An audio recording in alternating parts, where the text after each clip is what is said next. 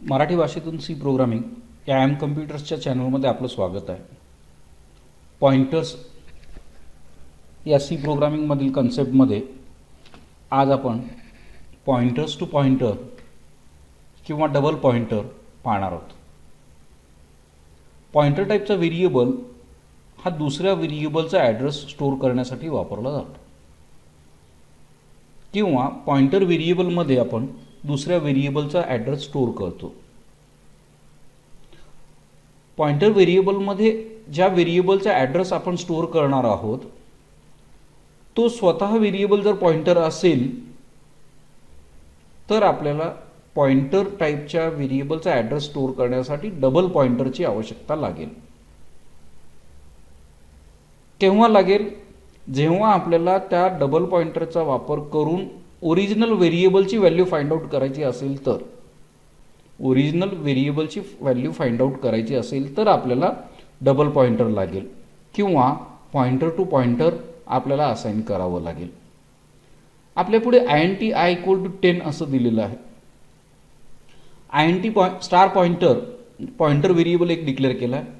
2 star prefix लावून pointer to pointer ज्यावेळेला आपण डबल पॉइंटर म्हणतो त्यावेळेला 2 स्टार आपण त्याला लावलेले आहेत. पॉइंटर हा जो नॉर्मल व्हेरिएबल आहे त्याच्यामध्ये आयचा ॲड्रेस स्टोअर केला आहे. आय हा नॉर्मल व्हेरिएबल आहे त्यामुळे पॉइंटर हा नॉर्मल पॉइंटर आहे. पण पॉइंटर हा एक व्हेरिएबल असा व्हेरिएबल आहे की ज्यांनी दुसऱ्या व्हेरिएबलचा ॲड्रेस स्टोअर केलेला आहे. अशा पॉइंटरचा ॲड्रेस दुसऱ्या व्हेरिएबलमध्ये स्टोअर करायचा असेल तर पॉइंटर टू पॉइंटर टाईपचा व्हेरिएबल आपल्याला लागेल. त्याचा एक्झाम्पल आपण इथे दाखवत आहोत. INT 10 star P1 P2 P3. P1 मध्ये आपण आयचा ॲड्रेस स्टोअर केलेला आहे. P2 मध्ये P1चा ॲड्रेस स्टोअर केलेला आहे. P3 मध्ये P2चा ॲड्रेस स्टोअर केलेला आहे आणि त्यानंतर आपण या सर्व व्हॅल्यूज ॲक्सेस केलेल्या आहेत. पण हे इन डिटेलमध्ये पाहण्यासाठी आपण कोड ब्लॉकमध्ये प्रोग्राम लिहूया.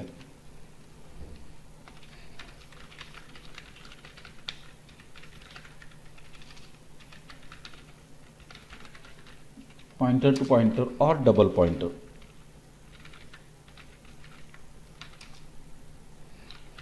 INT main INT n star pointer 1. पहिल्यांदा मी पॉइंटर 2 एवढंच ठेवतो कारण चेक करूया की काय होतं. n = 1000.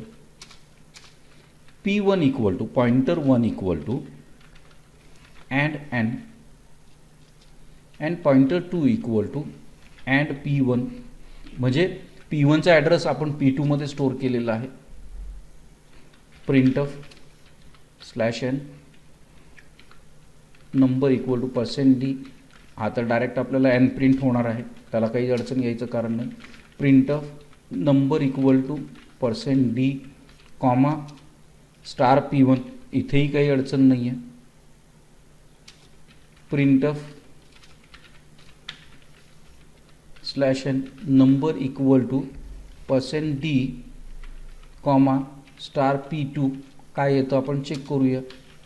पहिल्यांदा आपण डिबग करूया. F2 कमांड प्रेस करून चेक करूया. कंपाईल करूया. कंपाईल केल्यानंतर एरर कुठली नाही आहे. वॉर्निंग फक्त आलेलं आहे. printf कमांडमधलं वॉर्निंग आपल्याला इथं दिसतं आहे. चेक करूया रन करून.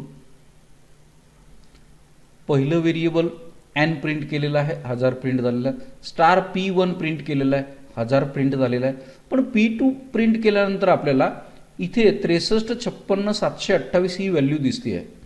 मग ही व्हॅल्यू कशाची आहे तर हा जो आहे तो P1चा ॲड्रेस आहे. P2 ने व्हॅल्यू जी प्रिंट केलेली आहे तो P1चा ॲड्रेस आहे. खात्री करूया आपण. printf address of P1 = %d and P1 ते दोन्ही सेम येतात का चेक करूया.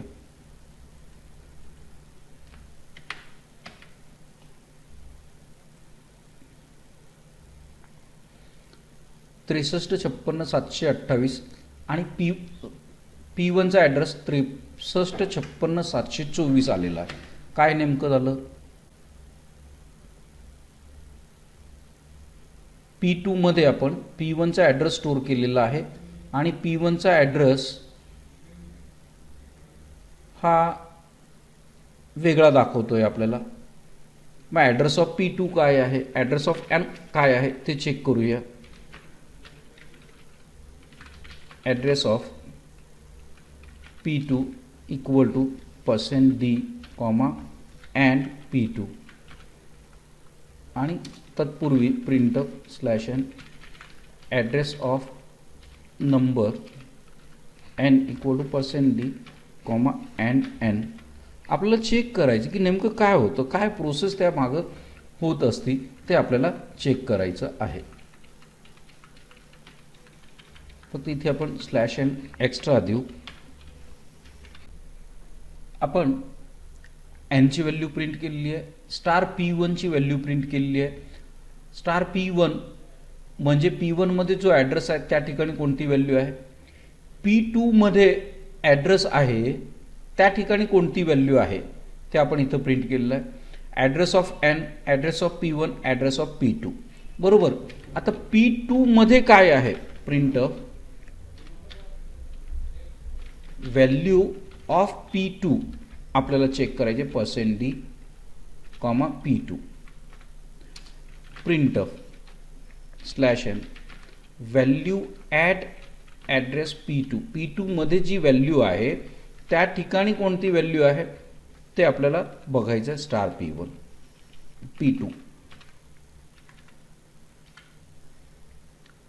रन करूया. बघा address of n, P1, P2 मध्ये आपण काय स्टोअर केलेलं आहे, address of P1. Address of P1 6356 तेच P2 मध्ये स्टोअर झालेलं आहे. आता P2 मध्ये जो ॲड्रेस P2 मध्ये जे स्टोअर केलेलं आहे त्या ठिकाणी कोणती व्हॅल्यू आहे, तर P1 मध्ये जे स्टोअर केलेलं ॲड्रेस आहे ती व्हॅल्यू आपल्याला इथे मिळते. P1 म्हणजे नंबरचा ॲड्रेस. पण मला नंबरमध्ये जी व्हॅल्यू आहे, ह्या ॲड्रेस पोझिशनला जी व्हॅल्यू आहे ती जर फाइंड आउट करायची असेल, तर printf /n value equal to %d, *P2 असं मला डिक्लेअर करावं लागेल, रन करावं लागेल. आता होतं का, तर इथे आपल्याला एरर आलेला आहे. का तर हा सिंगल पॉइंटर आपण डिक्लेअर केलेला आहे. जर मी डबल पॉइंटर डिक्लेअर केला, फक्त 2 स्टार इथे लावले, तर काय होणार आहे, तर आपल्याला ओरिजिनल व्हेरिएबलची व्हॅल्यू P2 च्या माध्यमातून मिळालेली आहे. म्हणजे पहिल्यांदा P2 नी काय केलं, की P2 मध्ये कुठला ॲड्रेस आहे, P2 ची व्हॅल्यू काय आहे, तर P1चा ॲड्रेस. P2 मध्ये P1चा ॲड्रेस आहे. P1 मध्ये काय आहे, तर Nचा ॲड्रेस आहे. तर P2 मध्ये जो P1चा ॲड्रेस आहे त्या ठिकाणी कोणती व्हॅल्यू आहे ती आपल्याला इथे मिळालेली आहे. सिंगल व्हेरिएबल, पॉइंटर व्हेरिएबलमध्ये डायरेक्ट आपण त्या ज्या व्हेरिएबलचा ॲड्रेस आहे त्याची व्हॅल्यू फाइंड आउट करतो. हा indirect pointer variable pointer to pointer म्हणून ओळखला जातो. हे आपल्याला हव्या तेवढ्या लेवलला पुढे आपल्याला ते घेऊन जाता येतं. शांतपणे ह्या प्रोग्रामचा विचार करा, नेमकं कशामध्ये आपण काय स्टोअर केलं, आणखीन कसं आपण ओरिजिनल व्हॅल्यू फाइंड आउट केली. P2 मध्ये जो ॲड्रेस आहे त्या ठिकाणची व्हॅल्यू. हवं तर आपण आणखीन एक स्टेटमेंट इथे प्रिंट करूया, प्रिंटफ /n P2 मध्ये काय आहे ते आपण प्रिंट करूया. *P2 इथे %d, *P2 काय आहे ते प्रिंट करूया. *P2 equal to %d, P2 *P2, *P2. Run करूया.